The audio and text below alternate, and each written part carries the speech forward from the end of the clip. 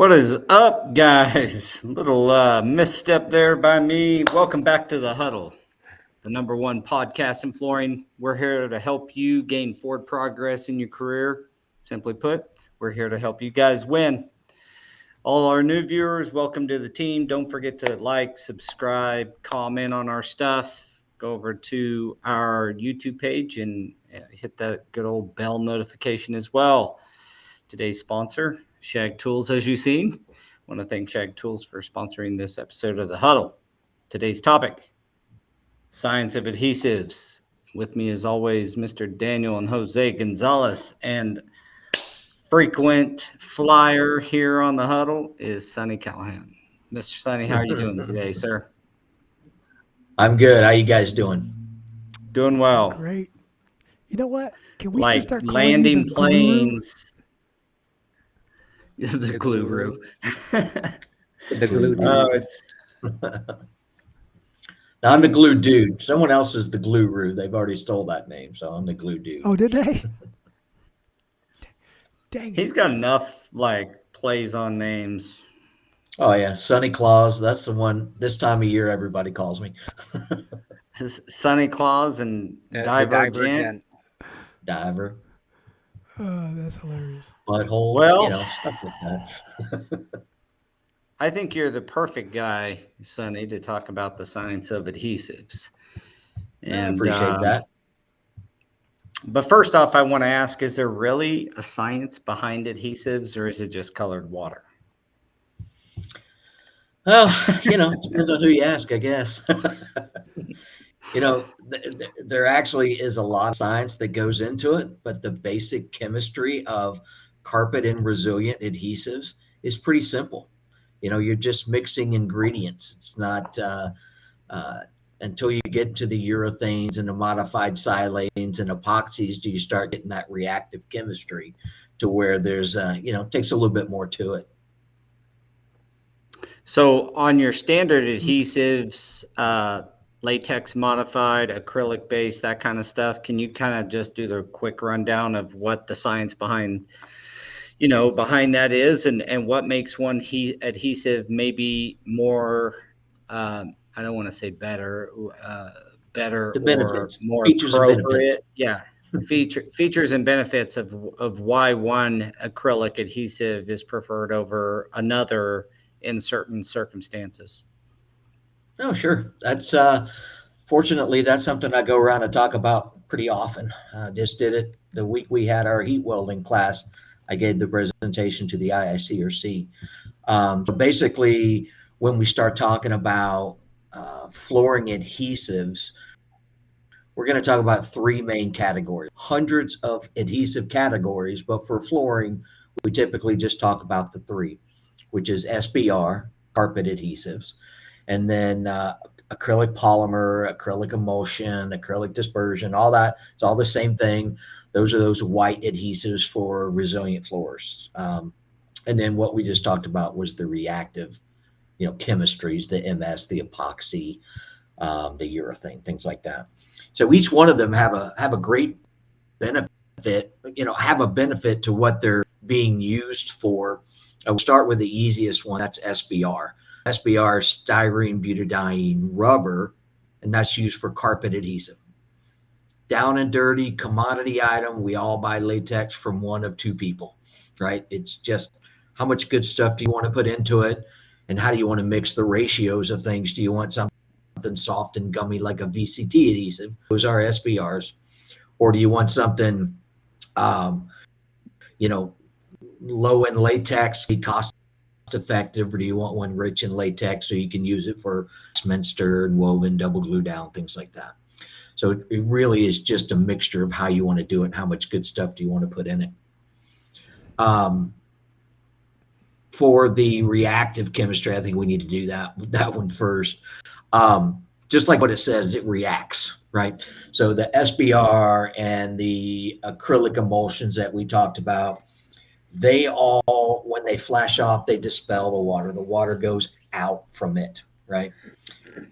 Where reactive chemistry and the urethane and MS polymer, they're sucking in the moisture. That's why sometimes you'll see people putting water near it to try to kick off the urethane. Um, it's pretty comical. There's a artificial turf company out there that shows videos of them gluing these Seen it. artificial turf. Yeah, I know you saw it. Yeah, with the water, And the soda they're just bottles. pouring bottles of water onto the urethane adhesive, and it's just the dumbest thing you'd ever watch. You're like, yeah, it makes it kick off. No, You are that's not so what does it. It's the professional, though. water vapor So, that will do it, right? Just spritz it. Yeah. your comment was just like so professional. I wanted to add to it, but I knew that it would go nowhere. Uh-oh.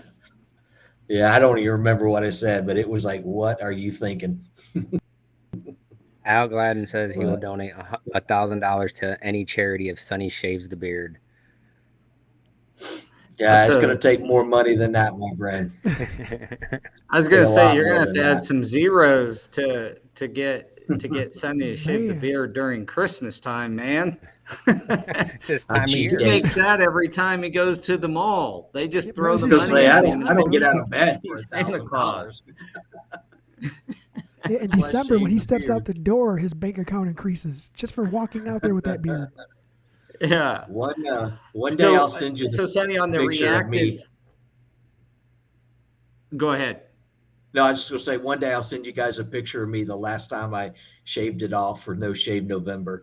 We did a charity who was going to, who could grow the longest beard in a month. And I was like, no, I don't care how much I win.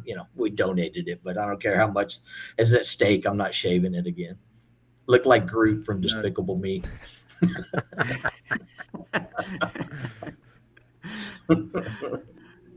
Well, on the topic of adhesives, when you're talking about reactive, you got epoxies and urethanes and modified silanes. Modified silanes use moisture, kind of kicks them off. Is that correct?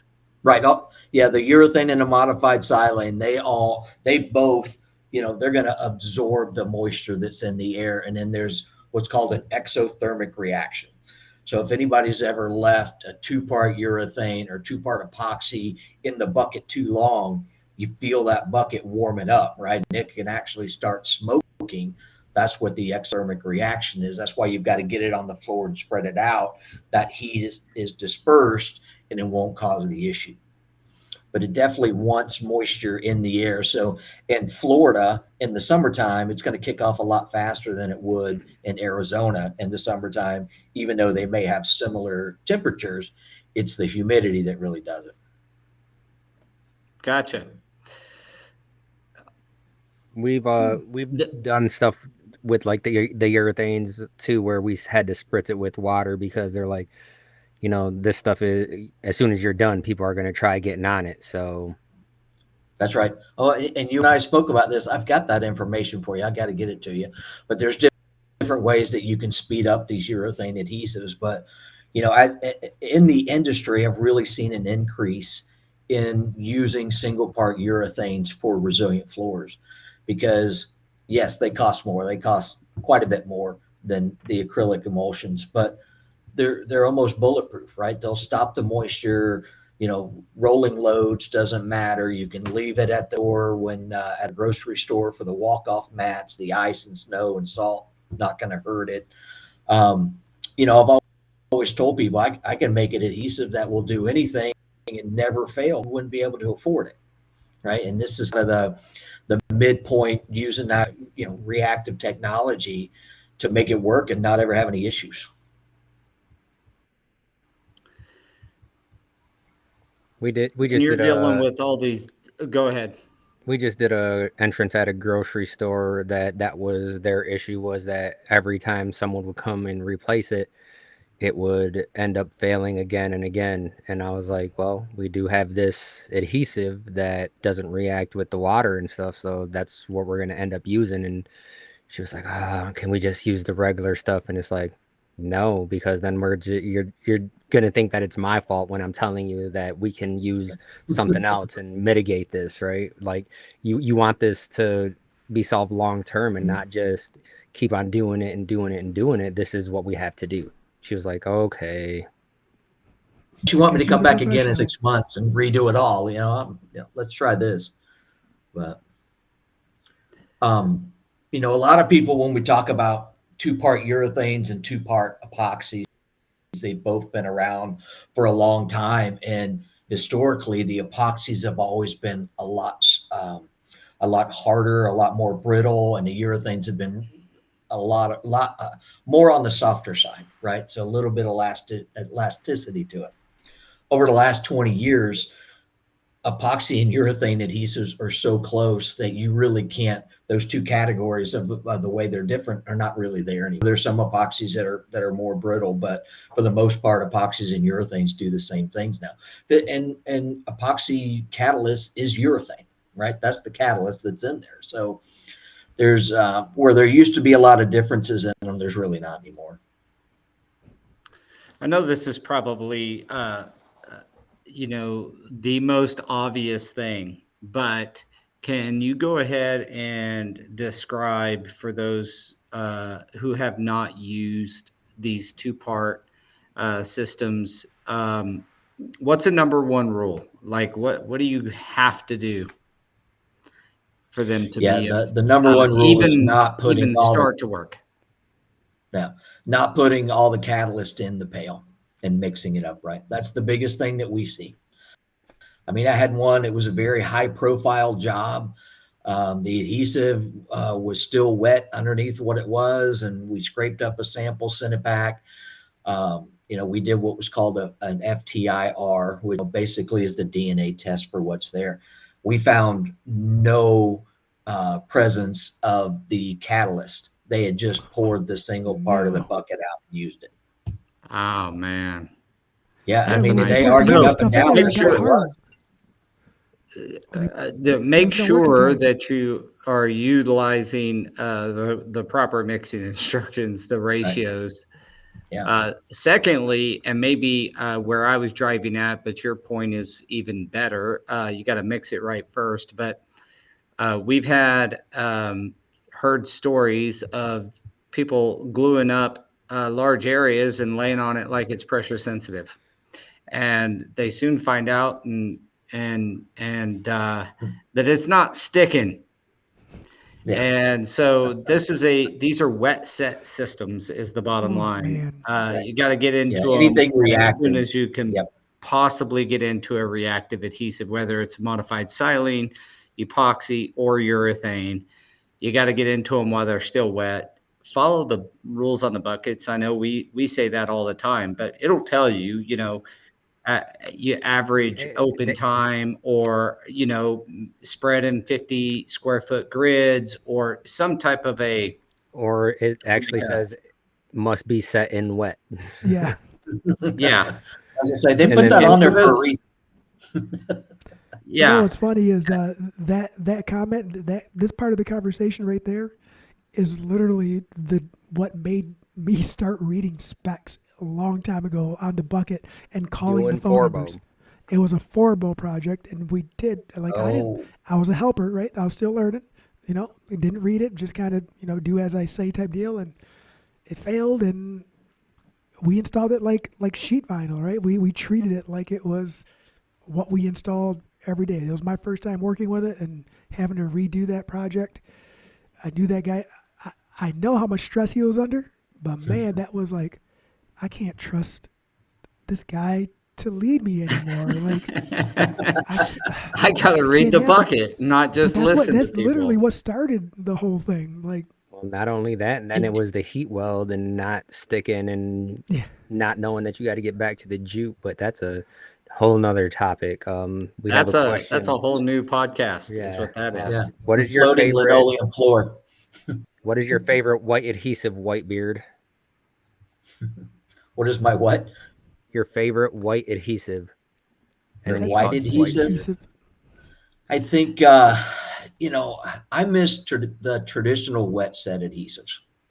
And but the reason I know is because we don't get non-porous slabs anymore. When I installed, they were all porous, and that wet set made life really easy, right? But now with everything being power trialed, steel trialed, whatever you want to call it, you have to open them up anyway, right? And there are some manufacturers who say no matter what, you've got to open it up to use their adhesive. So as simple as it sounds, not to minimize it, but yeah, you got to read the pail. There's a data sheet there for a reason. Everything's going to be easy. That kind of comes back to one of the things I wanted to talk about today is, for a long time, people had carpet adhesive, they had resilient adhesive, and this is my wood adhesive. This is what we have. Those days are over. There's 20 different PSAs. There's multitudes of wood adhesives that are different, and they're all a little bit different. I mean, DryTac's got a great product that you trial out and let it flash. You try to do that with a urethane, like you said, Paul, it's going to be an issue. Ours are wet sets, right? Everything's got to get in it. So they're not the same. Technology has bettered itself, even though people say they miss solvents. That's a completely different conversation. But solvents had their place. They don't anymore because the polymeric products that we're selling now are better than the solvent based. People just don't want to change. It Well, only they took are 20 now, years, right? but when I was installing when that transition happened, and the first generation of polymer based adhesives were nowhere near as good as the solvent based adhesives. They sucked. Yeah. But of course they got much better, and we're doing as an industry, I think, attacked and approached the problem of moisture in slabs, non-porous, pore, all these things. And that's why that's why we're having this discussion. You got to have the discussion because there's so many adhesives, but it's because there's so many different site conditions and products that require a little tweak here or there in the adhesives. That's why you got to be a doggone near a scientist or a chemist to do the floors anymore. I would like to say a couple of things. First off, I got to jump off here fairly soon to everybody. I want to thank everybody for joining us. I've got a board meeting I got to jump into for the children's home here in just a few minutes. So I wanted to get that out of the way and thank everybody for being here. Secondly, a lot of these adhesives, when you're trying to get a certain result out of a flooring, and let's say you do pick an adhesive that needs some porosity, which is most of them. Do yourself a favor if you're in the commercial world and make sure you're adding the adhesive to your submittal package, because when you go there and it's hard trialed and you have to do extra work and grinding to grind the floor up, at least you have something to point back to and say, hey, I submitted this product. You've seen the requirements for the slab on the product data. I made that very clear to you up front. And now you've power trialed and closed this slab up like a partially polished concrete slab. I have no choice than to run a grinder over it and open this thing back up. And we someone's got to pay for it for free, guys. So, and I know that most of us who bid these projects, sight unseen most times, because there is no site, right? It's a big field. They're getting ready to put an elementary school on, and or a hospital or a restaurant or whatever the situation. And when you are doing those types of things, just do yourself a favor and make sure you're submitting your adhesive along with the rest of your flooring product submittal, so that you have something to fall back on if you do have to go grind 50,000 foot of floor to open it up for your adhesive. Right. And how much longer do we have you for, Paul? A couple minutes here. Let's do this drawing while you're on here, so that way we can figure out who wins this. Yeah, I'd love for you to see that. Let's do it. Let's do it. I got it right here. Thank you to Tammy for putting this together. And we are just gonna click to spin and see whose name it lands on. Ready to go? Let's do it. Let's do it. All right, here we go.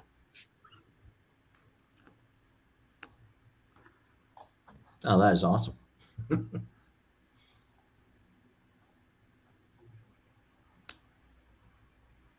Hey, Robert Wingo.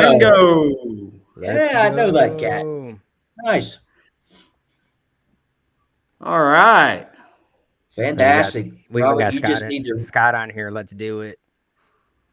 All right, congratulations, Nice, Robert.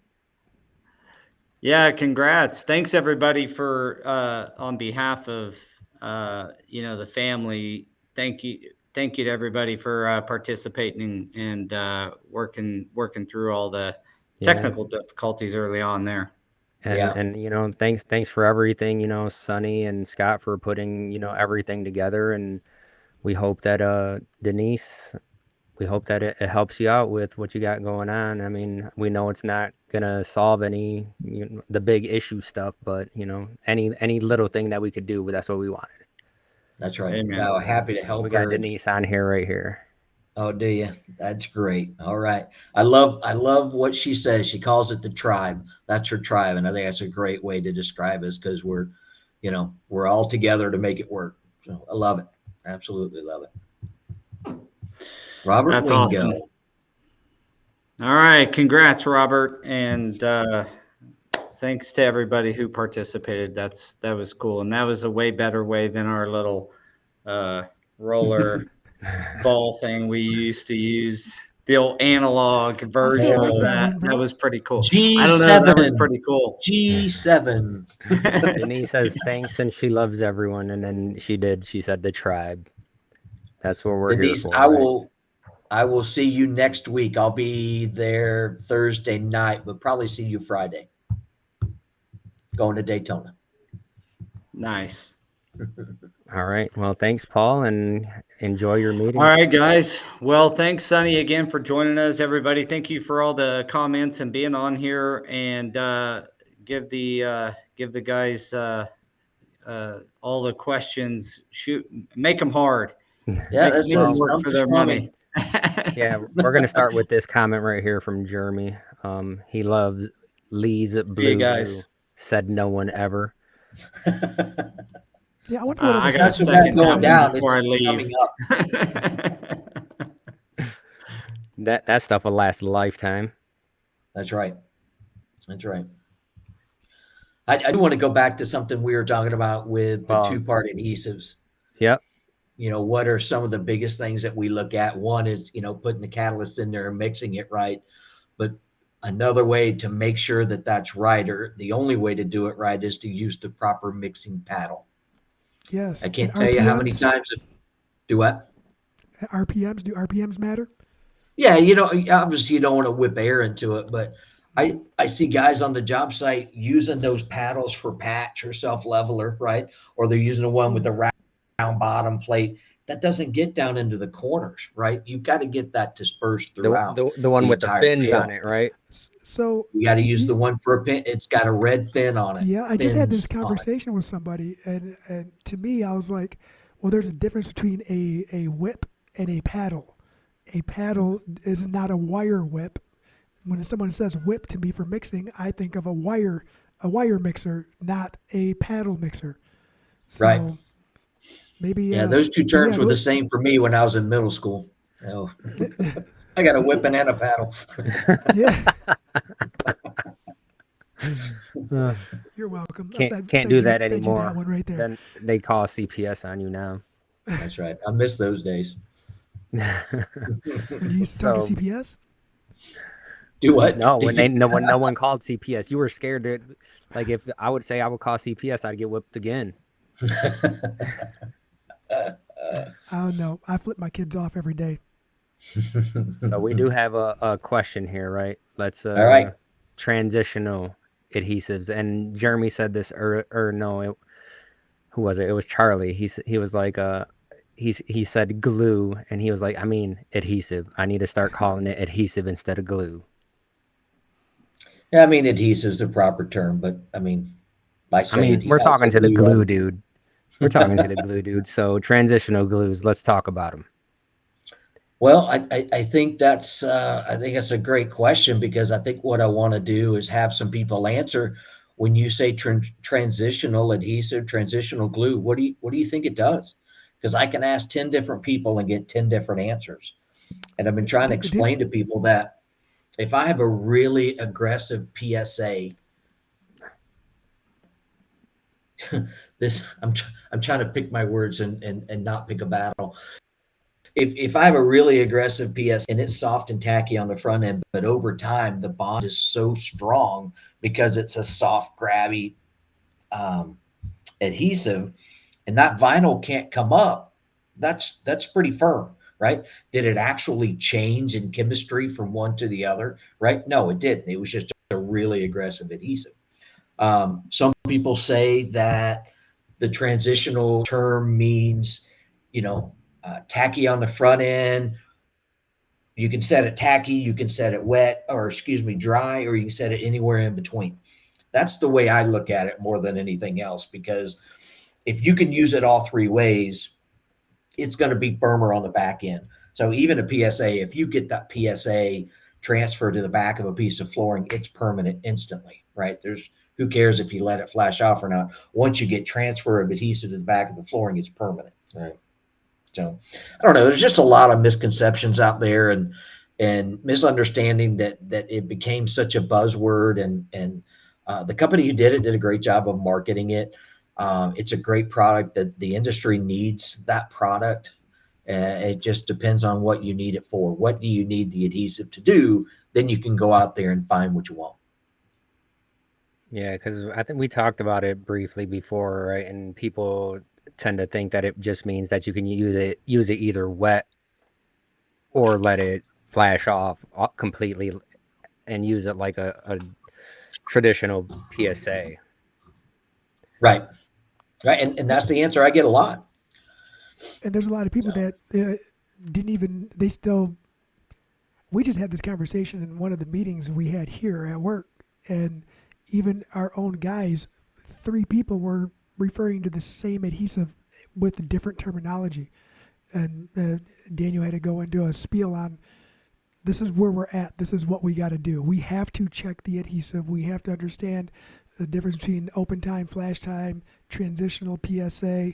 And he gave examples of current projects that we were working on. So then you could see the guys were just like, it was like click, click, click. Oh, you mean that's why the adhesive wasn't sticky anymore after 5 hours of open time when I was doing all those intricate cuts. Yeah. And No, that's it. we got to tell them. The label's going to give you that timeline, right? You got to follow that timeline. Yeah, and when it says 2 hours, hey, you better have that stuff installed in 2 hours. You better be rolling it in 2 hours. That's like my mindset. Well, think of it this way. As an adhesive manufacturer, if I thought you could get the exact same quality of installation by letting it go 10 hours, don't you think I would tell you to do 10 hours? Right? I would want to do everything I can to help you. If I say 2 hours, that's the limit, right? There's a significant fall off after 2 hours. So you want to make sure you follow it. So, the idea of I just glue it in the afternoon, I come back the next day. Well, apparently you did VCT in the 80s because we don't do that VCT. Yeah. The adhesive isn't black anymore either, right? Yeah, so that's just what I was going to say. You got to follow the instructions that are on there, because if I could leave it that open, I absolutely would, right? Everything we try to do is to make it, every adhesive manufacturer, what we try to do is make it as easy as we can for the installer. Because if they have to fight the product, they're not going to like the product and they're not going to buy the product. And then if they're not happy and they're fighting the glue, the whole job suffers, right? Your mentality changes if you're fighting the glue, if you're fighting the patch, if you're fighting anything. You got to make it as friendly as possible is the way I look at it. Right. And I was just talking to baby sister about Forbo and the old adhesive. I was like, back in the day, it used to be like almost base adhesive. You're spreading base adhesive out, and there was no tack to it whatsoever. After it cured or it dried, and now it's actually pretty sticky. And this is their second generation of their sticky stuff. So I'm here for it. Yeah. Well, 20 years ago, we made adhesive for a linoleum manufacturer, and it was just a carpet adhesive on steroids, right? It was even richer in latex than Lee's adhesive was. I mean, rich in latex, rich in binder, super high solids, and that's all it is, because you're going to that backing of that jute, and that PVC doesn't come into play, right? You don't have to have the polymer adhesive.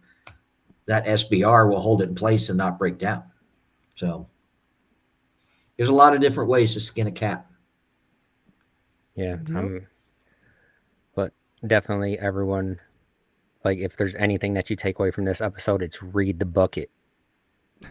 That's right. Hey, my phone number is all over the place on social media. If you have a question, call me. Shoot me a text, I mean, call me.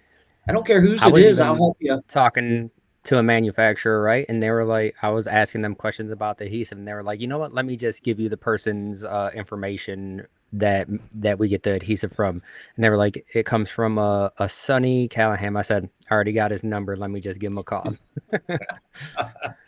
And you know why you have that number is because you're involved with trade associations in the industry, right? You Yeah, networked with people and got that information because I'm sure you have it for Ardex, from Merpay, from all these other companies, because you've gotten out there and you developed the relationships that, it makes your life easier, right? It doesn't save the day. It makes your life easier. And that's all you want. right. And sometimes it feels like I'm cheating because some people will be like, hey, what should I do here? And it's like, you know what? Let me text this person over here real quick. And it's like skipping steps, kind of. It's not That's right. cheating. It's That's not right. cheating, right? Like if you're an unhappy client somewhere, you don't say, hey waiter, let me talk to another waiter. You say, let me speak with the manager, right? It's just you're just skipping that That's right. part. You're going directly to You're not cheating. You're not trying. right. I mean, Oops, that wasn't. I wanted was to. that out loud? Damn, my So thoughts. Jose wants to know why some adhesives come in metal buckets and others in plastic buckets. Okay, good question. So the mentality has been for a long time that urethane and wood adhesives, or urethane adhesives in general, needed to be in metal pails. And what that does, that prevents air and moisture to come in from the side and from the lid, because if it comes in contact with the air and the moisture, it's going to cure around the edges, right? Um, you get a heavy enough pail, a 90 mil pail, and you can make sure that the lid gets sealed on there. Then you can use a plastic pail for urethane. It's kind of in phases. We see we've gone back and forth between metal and plastic. They both work if you get the right one. Acrylics and carpet adhesives and things like that, they just go into a plastic pail because they're not as sensitive. You can seal the pail up and it not be an issue. Because metal pails are quite a bit more money than plastic pails. So that's one of the main reasons it comes down to that. You're talking about a price point adhesive and you can save $4 on the pail. Well, yeah, that's what you're going to do. You're going to go with the plastic, cheaper. Yeah, those buckets aren't cheap. I do No. have a question. Um, do you advise when you open up a brand new pail of adhesive? Do you advise mixing the pails, and where it specifies maybe it needs to be mixed, maybe it doesn't, or stirring or anything like that? Do you advise mixing them up like that? Yeah, no, if it doesn't say to mix it up, don't mix it up.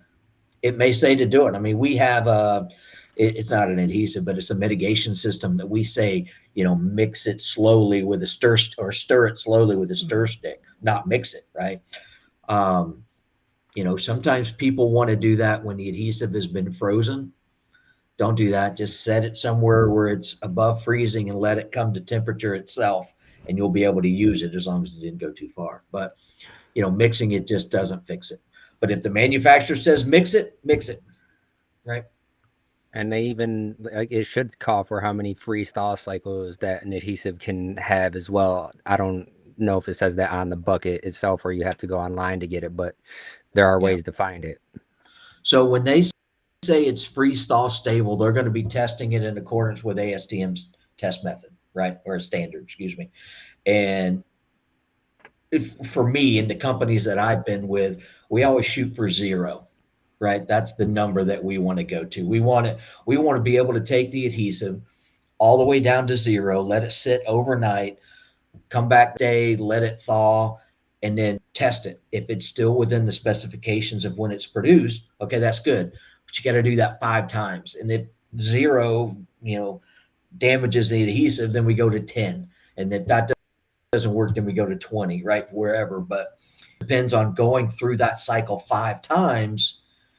that's when you can say it's freeze-thaw stable. If you get it freeze-thaw stable 10 degrees F and you go to 5 degrees one time, it's going to fail, right? But it can go to 10 5 times, but if it goes to 5 once, it's going to fail. Could fail, be a better way to put that. So it's not a, hey, it can do whatever you want. You've just got to find out what that temperature is. It's just not that hard to keep it in an enclosed area. Don't leave it in your van overnight. That's where we see it. We even have crates here, right? Because it's like, all right, guys, you're there's some things that are pretty sensitive. We're going to put them in crates. We bring them in every night. We put them back on the van. When you get to the job site, you bring it in the job site. That way, nothing is going to. That's right. Keep that on little bit's going to save you. Freeze thaw. Yeah, we try to make it easy. We have carts allocated to the vans, crates allocated for the items that we're worried about. So yeah, that's right. Try to make it easy. Now, what about what about this comment right here? Like, about got Sonny's number from a bathroom stall. Is that you that's been calling me? I got your $20. Hang on. I forgot what I was about to say. So I think. Go ahead. I was gonna say, we just talked to the guys too about making sure that they're checking dates, even though like we have a rotation, like when we re-up our stock and stuff like that, or project to project, we still check dates and try to rotate. Somebody had brought the dates up. I don't know if it was a phone call or what, but how the importance of checking dates and shelf times or shelf life, not shelf time, shelf life. Shelf life. And just letting them know that it still breaks down, even though it hasn't been opened. It still breaks down and settles over time. So separates. Yeah. So we have some products that are a year and some that are 2 years, right? We have some seam sealers that are 6 months, right? You just got to understand what you're dealing with, and the label will tell you what you need to do. Right. I mean, I think we've all opened up a seam sealer, especially back in the day where you open up the can and it's like, you try to pour it out and it's like solid in there, and it's like, yeah, and that's it stinks so bad. Oh, the stinky ones, yeah. It's just It literally is growing bugs in there. That's what it's. I will never forget the color and the smell. Like, is that mold?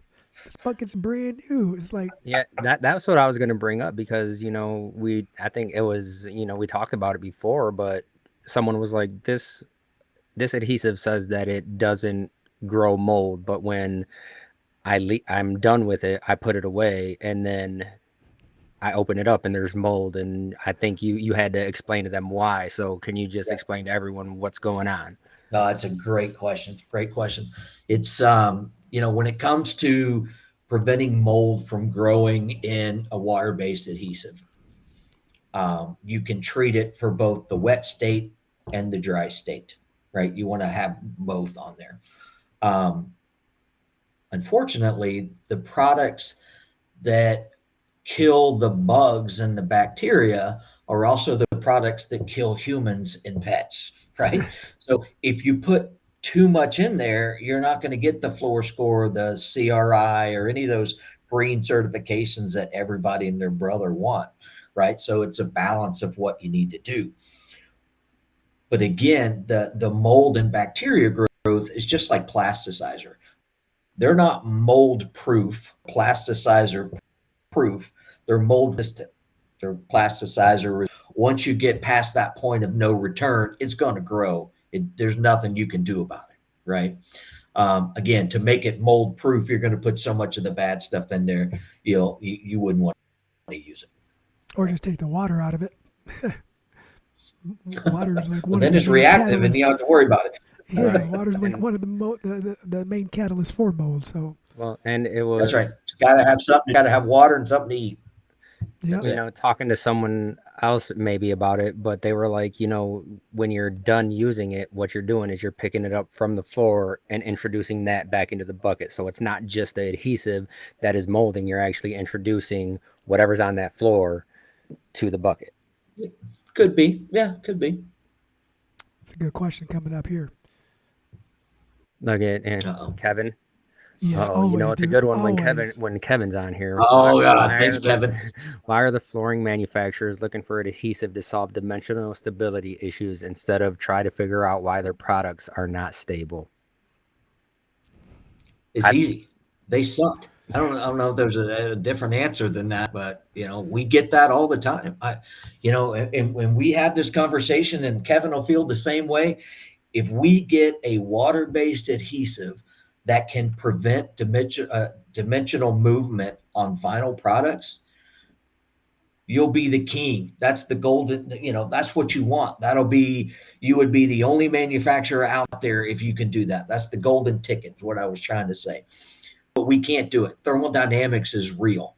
And if there's enough of a swing of any of the temperature and the parameters or outside the parameters of what the flooring guy asked for, it doesn't matter if it's epoxy, urethane, MS, transitional pressure sensitive, PSA, it's going to move. All of those are going to move differently because of the technology they are and their shear strength. But it's just easier to try to pawn it off on the adhesive guy, and that I'm talking about most, not all manufacturers,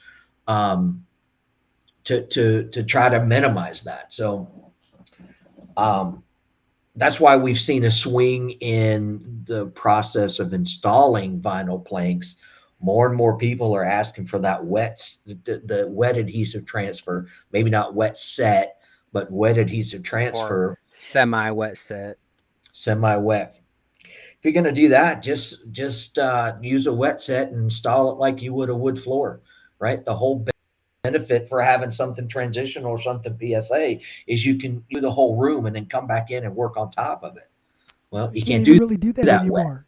You can't even do that anymore. So that's why the time savings right now, we're doing 3 feet by 50 foot at a time versus what An entire room.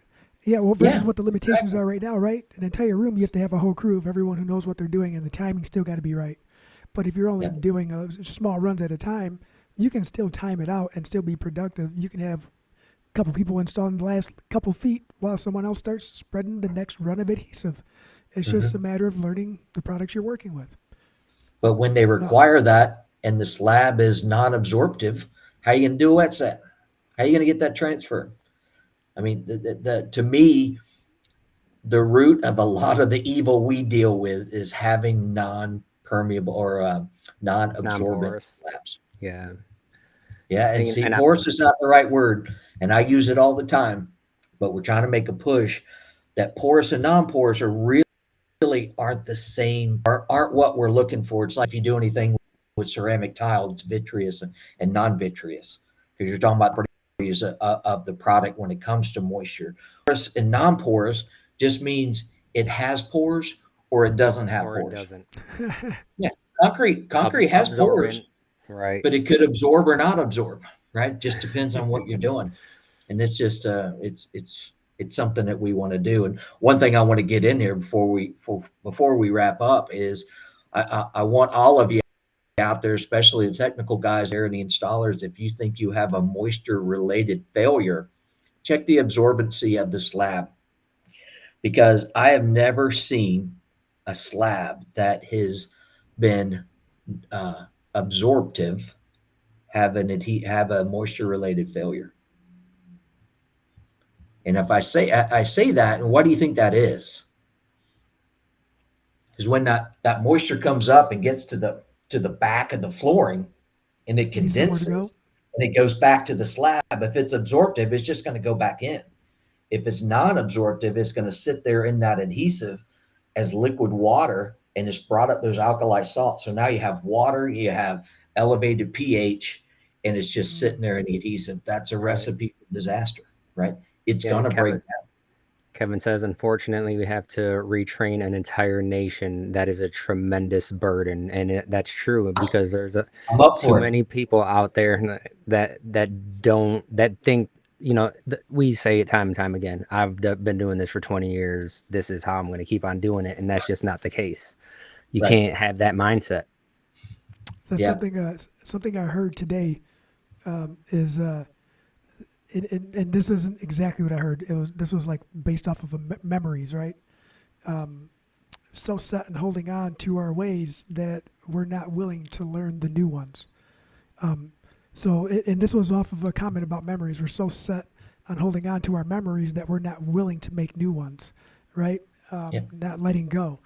So I just kind of restructured it and talking about just learning, period, is just a fancier way of saying, I've been doing it like this for 20 years, like Daniel said. Well, you've been doing it around for 20 years. And it's worse when you get older because I know more. I know more. I'm older. I'm an old man. I know more than you young whippersnappers.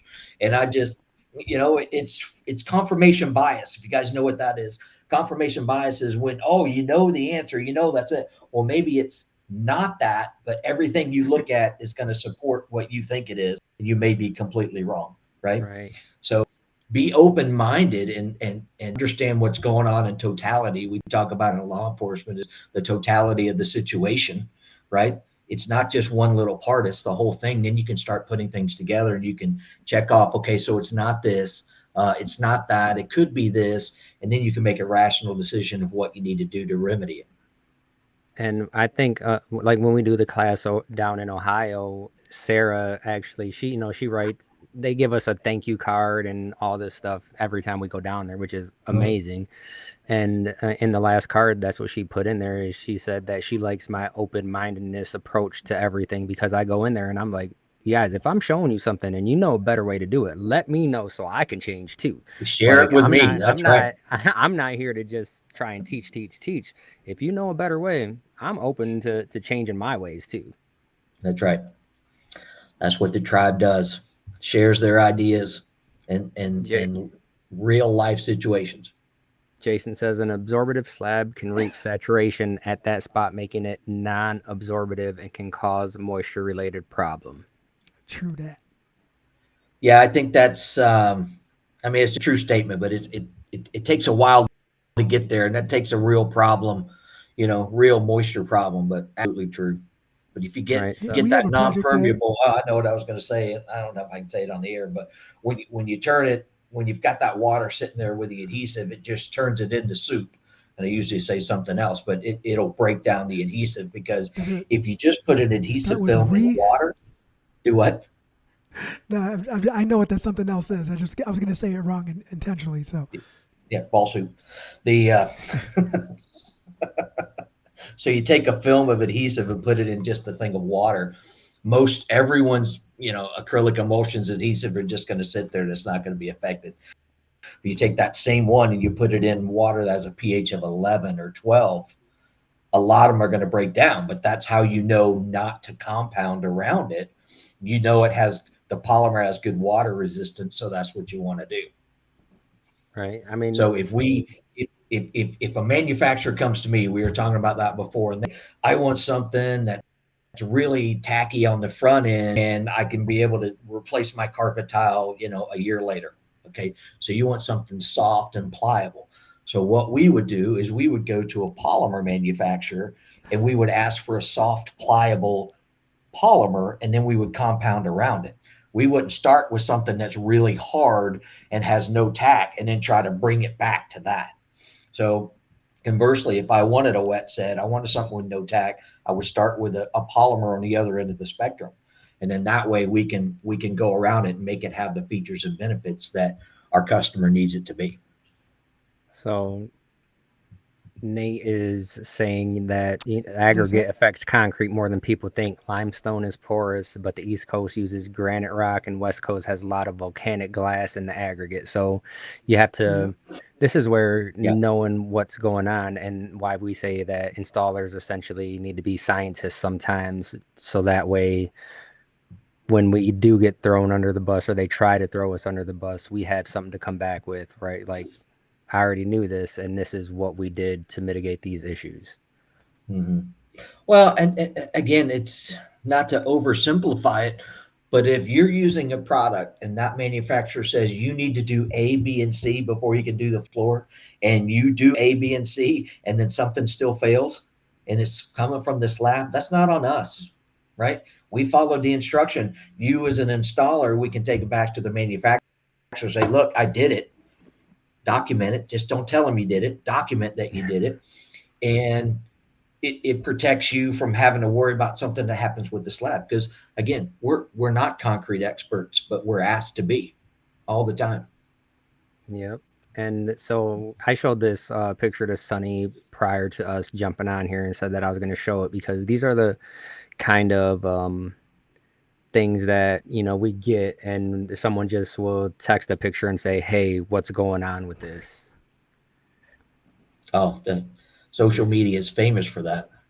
There's a lot right now that forum that you comment on the water bottle on the adhesive. So, Yeah. you know, we'll get something like this, right? And it's like, what is going on? Why is it doing this? And you can see the adhesive coming up through the seams, and you can see it kind of doming here. And I don't know how easy it is for people to see, but and then you get I can pictures. tell you 100% by looking at that picture what's going on.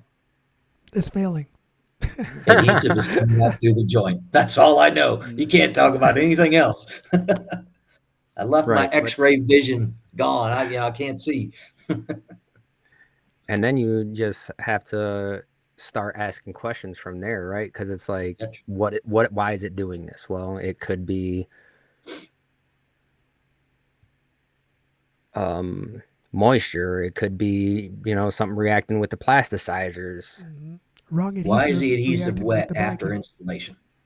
Right. I don't know how long this floor has been down, but that would certainly play a role into, you know, what I would look at next.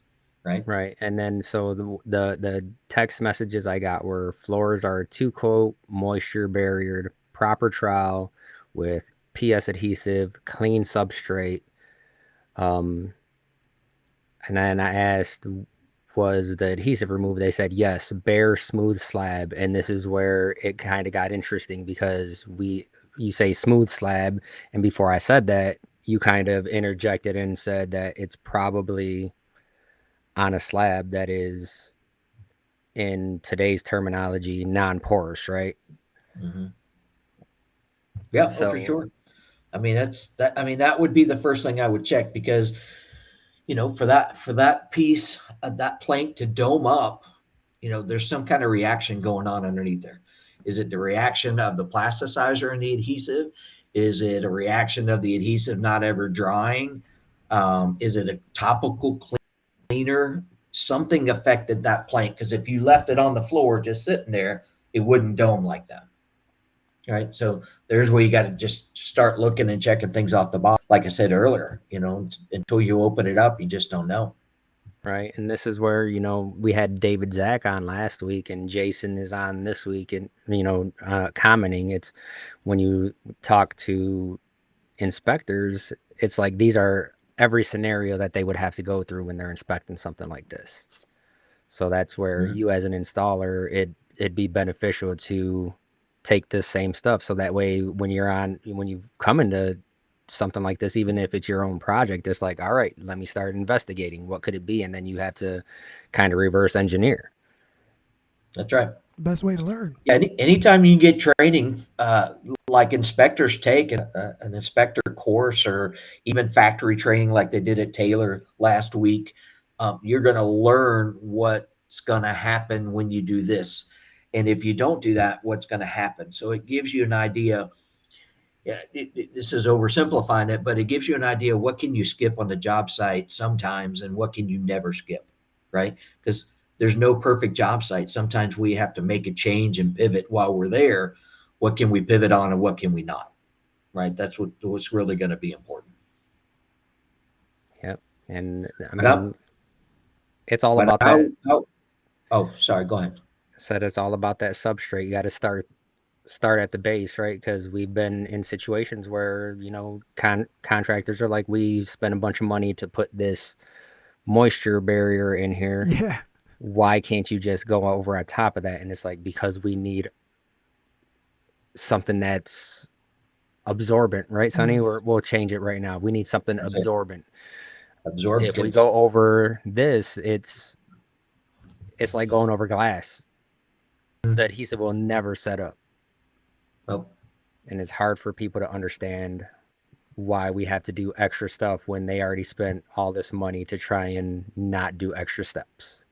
Yeah, speaking of that, Diego, And I in think that situation, and also this picture right here, I'm going to guess that the problem can be figured out by referencing ASTM F710. There's going to be something in F710 that wasn't done. That's why they're having that issue right there. that it has to do with well, I Yeah. guess you can't say, right? If you are not a resiliency member of test. ASTM F06, you need to do it. It's $115. It gets you all the documents you need. And you say, oh, what kind of documents?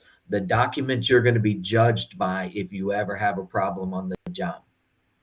How can you comply with those requirements if you don't have them, right? Some inspector's going to come in and go, look, you didn't do this, this, and this. Here's the document I'm going off of. And guess what? If you didn't do it, you're going to be responsible for that installation. It's all about limiting liability. That's what we all do in life, right? We don't want to have extra liability. If you have those ASTM standards and you can look at them and make sure that when you do your job, you're following these standards and following the manufacturer standards, you're protecting yourself.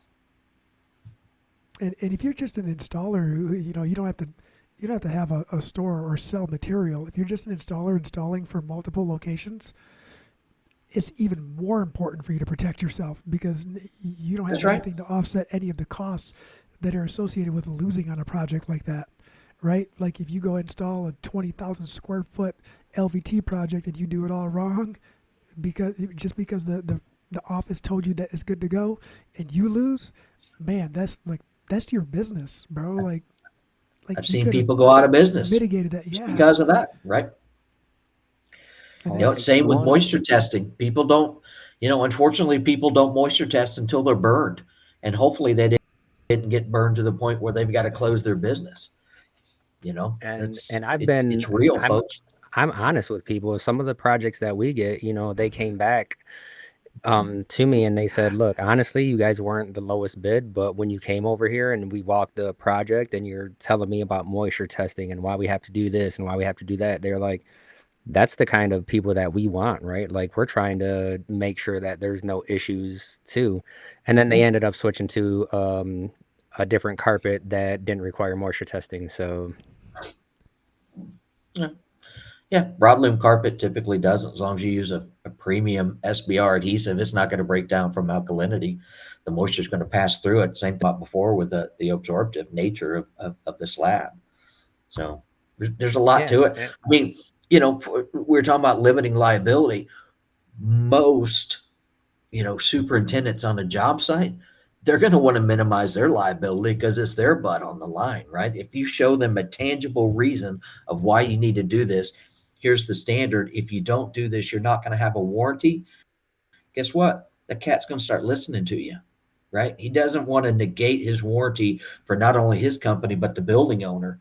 So you've got to, if you show them why you're asking this and show why you need to do this, it makes things go easier. There's still some assholes who are not going to do it. I'm sorry. There's still some guys out there who are not going to do it. Makes for a great episode. Most of them are going to.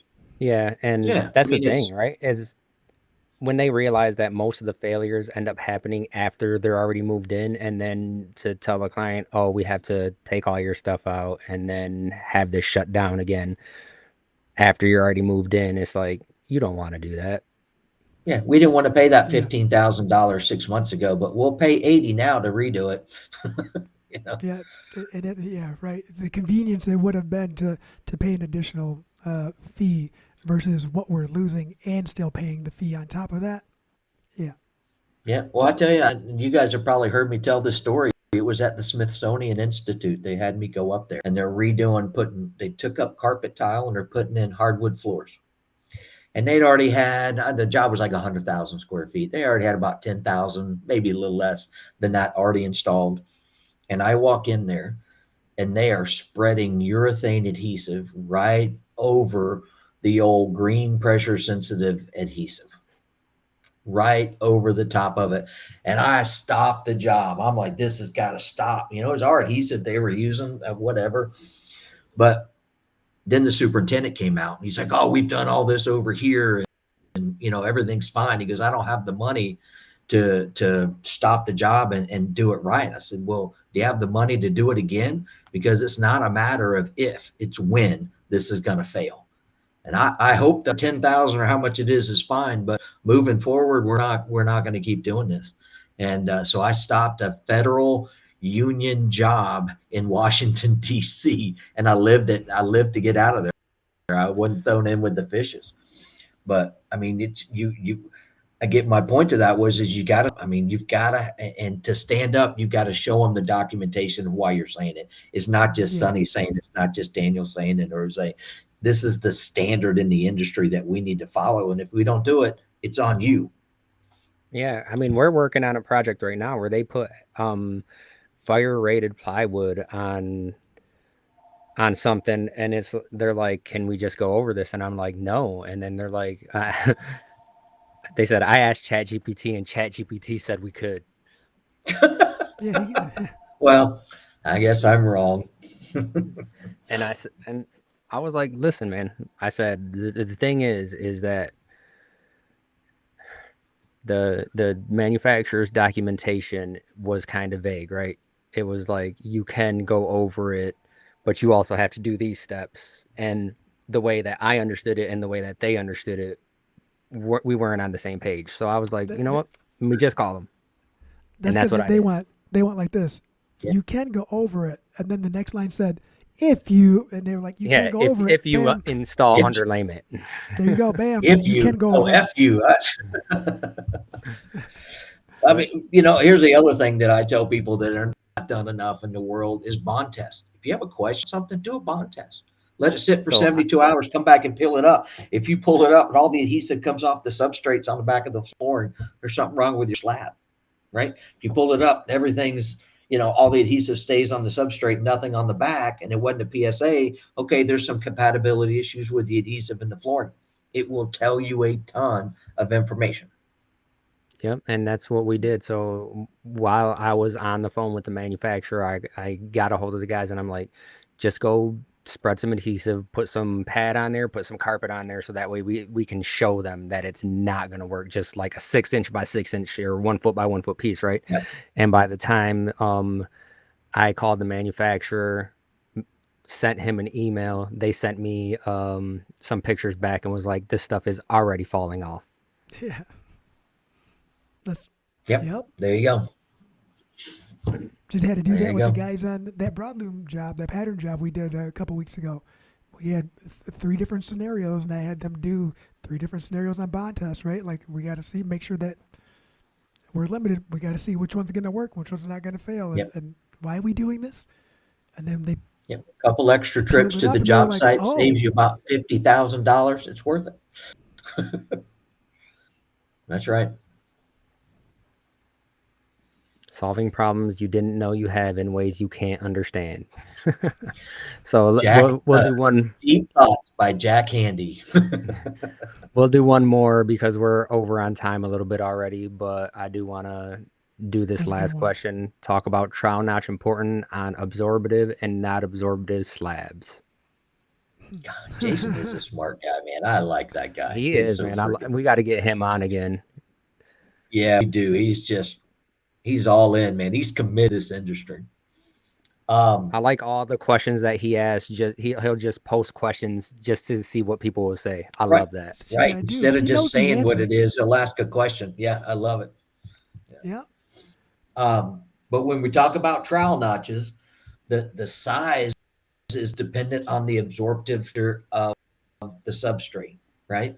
You're going to use a lot smaller, it's non-porous than you would if it's porous. And the reason that is if you're working on top of a porous substrate and you use that smaller trowel, just go from 16th to a fine notch, whatever. If you use that fine notch on there, you're doing half of a fine notch because some of it is absorbing into the slab. So you use that larger trowel. So if some does go into the substrate, absorb into the substrate, you still have plenty on top, right? And the other thing is we're telegraphing, right? That's a whole different show in itself. That's another reason why manufacturers have gone down to that fine notch trowel for just about everything, because you're especially at a hospital, you're looking down a hallway. what's clean? Shiny's clean. So the floor's got to be shiny, and Oh, you yeah, see I every hate trowel that. mark going across there. The bigger the trowel, the easier it is gonna be for them to see it. So we've all gone down to the fine notch trowel, but if you do that over something that's really absorptive, you're more than likely going to have a failure, no matter what glue it is. Been there. Yep. And that's where primers come into play. Or on primers, if you have a dusty slab or a really absorbent slab, get a couple of pails of primer and prime it. You're going to save yourself a lot of headache. Well, I mean, even on this same project, right after we installed the underlayment, manufacturer says, "Oh, if you're using this adhesive, prime it first." So that's what we had to do, and it's like we have to do all these extra steps. Why does it cost so much? Well, yeah, that's it. Well, I mean, when you're troweling that glue out and you're on the ground, your trowel is going back and forth, and all of a sudden you got a bunch of shit built up on the edge of your adhesive. That's a problem. You need a primer. Pick it all up, go back and prime it. That means it's over absorptive, it's dusty, it's not going to hold the adhesive, right? The adhesive is going to coagulate on those piles of dust that are sitting on the surface. It's not going to dry and on the flooring itself or the substrate, right? So there's a reason when you pull that up and you see all that dust and making a mess, that's the reason you need to use a primer. You mean you just don't clean the notches out every 4 feet? Yeah, just scoop it up, throw it out, put it back in the bucket. That stuff will kill the mold. well, we definitely appreciate your time today, Sonny. I know, just like every time we talk, I learned a little bit, and I hope the audience did too. I don't think that there's an issue with that. I mean, we dug pretty deep today, and like you said, like we can go off on tangents on all these things. Like we can do an entire episode on primer next time, and Right. an That's right. entire episode There's on so many different absorbent concrete. Yeah. I have an episode So- idea. I'll say it later. So though, or off air. do what? I have an idea, Oh. but I have to wait. I So- have to save it. So action items. Understand the flooring you're working with. I don't care if it's the same adhesive or the same flooring system you've installed for 5 years. Go back and check that data sheet. Go back and check the label. Chances are something has changed. They've changed the trowel size that they recommend, especially if it's new stuff. Take a minute and read the label and go through and write stuff. When I go to a job site and they hold up, they go, "This is my trowel. This is my resilient trowel. My wood trowel's in the back." That's not how it works. Make sure you get the right trowel. You change it at the proper times. It starts wearing down, and just follow on the pail. It's gonna minimize a lot of liability. Absolutely, people would look at us crazy if I told them the amount of money we spent on notches. Yeah, That's right. way less money than what we would have spent on replacing and repairing or redoing. Yep. People think that stuff, that it's same for every job that you do, and everyone's different, right? You just got to make sure you got the right stuff and do it right. Sounds simple enough. And that's why I got to get trained, and that's why we have, we're thankful that NAFCT is a sponsor, so we appreciate you for that, and we got to get more people funneled in, get them trained, so that way we can talk about the labor shortage, because we talk about it all the time, but it's not necessarily a labor shortage, it's a qualified labor shortage. We need more qualified people out there. And that's where, the audience comes in. The substrate class it doesn't matter if you're a salesperson, a project manager, an installer. You take that class, you're going to understand what needs to be done a lot better, right? You're not going to find yourself in a problem because we go deep into the weeds in the concrete. We go deep into weeds under wood substrates. So there's a lot of useful information in there. We had a lot of great minds put that together. Oh yeah, 100%. I learned more about underlayment than I probably need to know. That's right. That's thanks, Sonny. And we look forward to the next time you're on. Yes, sir. Thanks, Happy everyone. to do it again. anytime, guys. Thanks for having me. Give us a like and subscribe. Or Go over don't there like. to NAFCT and Divergent. Give them a like and subscribe too. That way, when they got stuff going on, everyone has an update. And if you don't like any of the episodes, make sure you share it with all your friends so that way you can ask them if they don't like it too after they listen to it. All right, guys. We'll see you next week. All right. Thanks, everybody.